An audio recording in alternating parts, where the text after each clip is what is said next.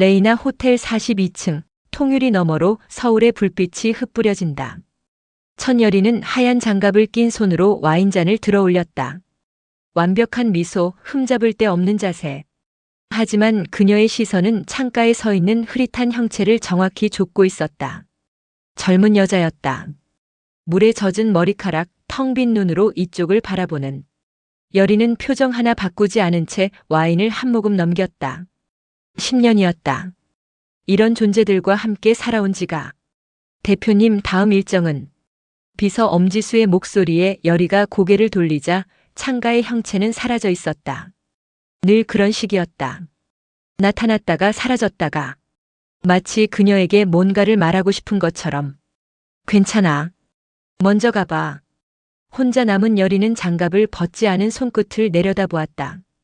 이 손이 누군가에게 닿는 순간 그 사람 역시 자신과 같은 것을 보게 된다는 걸 그녀는 안다. 그래서 그녀는 철저히 혼자였다. 세상에서 가장 화려한 감옥에 스스로를 가둔 채로. 같은 시각 서울지검 특수부. 마강욱은 사직서 대신 인사 발령장을 손에 쥔 채 복도를 걸어 나오고 있었다. 장기미제 전담팀이라니. 동료 임서현이 뒤따라오며 혀를 찼다. 권력자 아들 하나 감방에 쳐넣었다고 이렇게까지 하나. 할 일을 한 거야. 강욱의 목소리는 흔들림이 없었다. 그게 대가라면 받아들여야지. 그는 정의에 있어서만큼은 타협을 모르는 남자였다.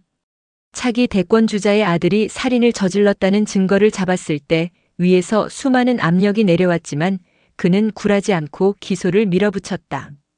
결과는 좌천. 하지만 강욱의 눈빛에는 후회 대신 오기가 서려 있었다.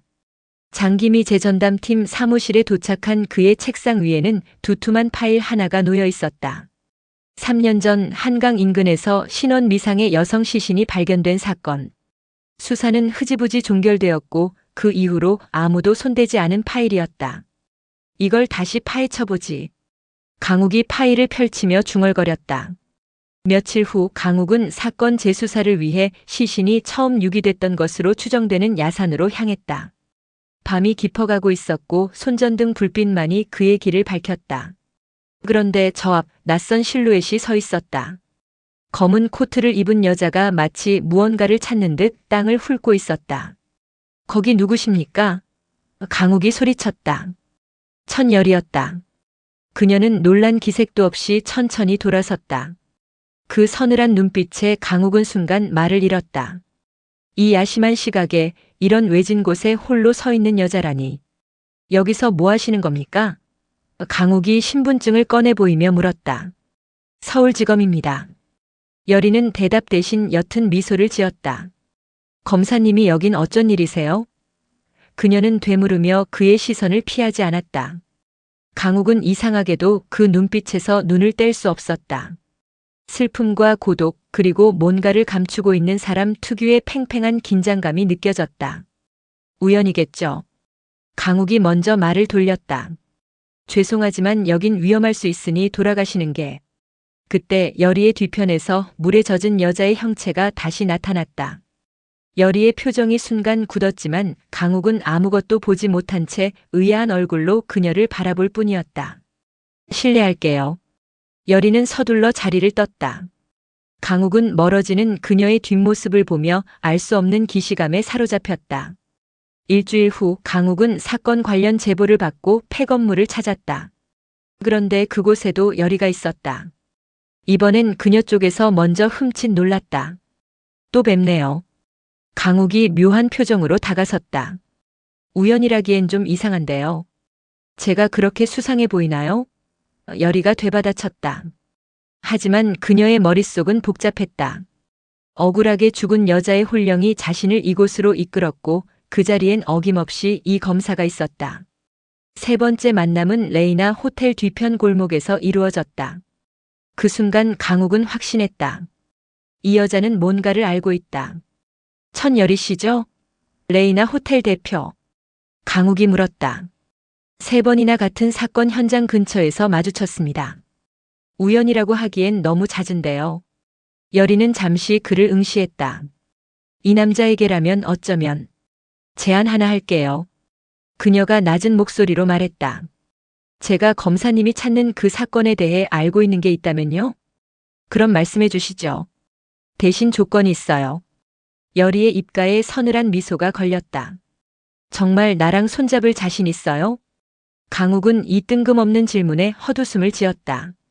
그게 무슨 자신 있냐고 물었어요. 여리가 장갑 낀 손을 내밀었다. 강욱은 잠시 그녀를 응시하다가 특유의 저돌적인 성격대로 그 손을 덥석 잡았다. 그쪽 손이라면 한번 잡아보죠. 그 순간이었다. 세상이 순식간에 뒤바뀐 것은 강욱의 눈앞에 물에 젖은 여자의 형체가 나타났다.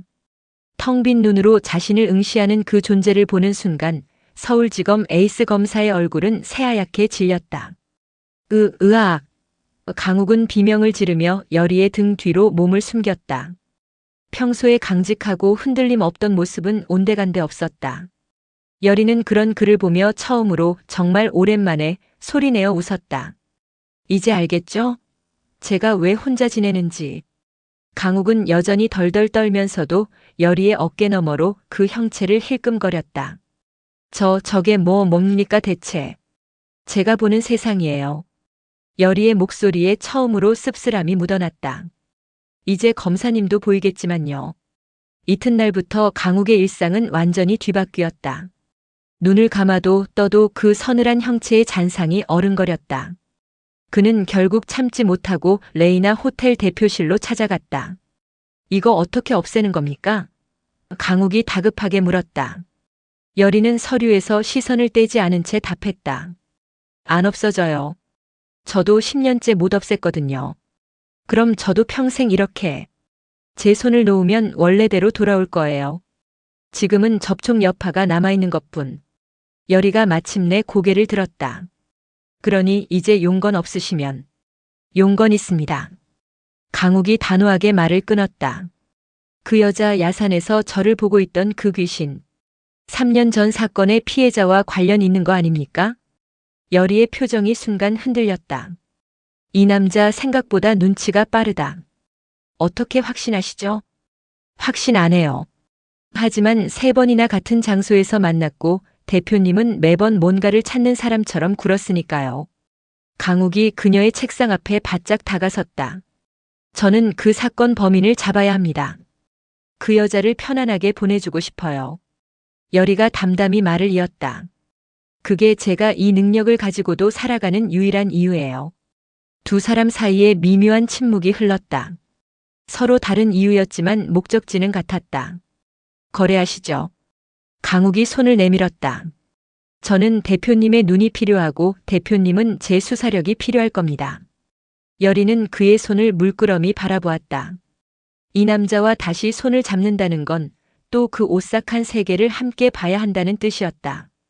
후회하지 마세요. 여리가 마침내 그의 손을 잡으며 말했다.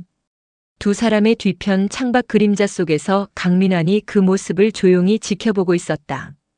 그의 입가에 알 수 없는 미소가 걸렸다. 천여리가 드디어 마음을 열었나 보군. 그가 낮게 중얼거렸다. 재미있어지겠어. 강민환이 사라진 자리에 서늘한 바람만이 남았다. 강욱은 그 기척을 느낀 듯 고개를 돌렸지만 이미 아무도 없었다. 방금 누가 있었던 것 같은데. 강욱이 미간을 좁혔다. 기분 탓일 거예요. 여리가 애써 태연하게 답했지만 그녀의 손끝은 미세하게 떨리고 있었다. 강민환. 어릴 적부터 알고 지낸 사이지만 언제부턴가 그의 시선에서 순수한 호의만은 느껴지지 않았다. 두 사람은 대표실을 나와 지하 주차장으로 향했다.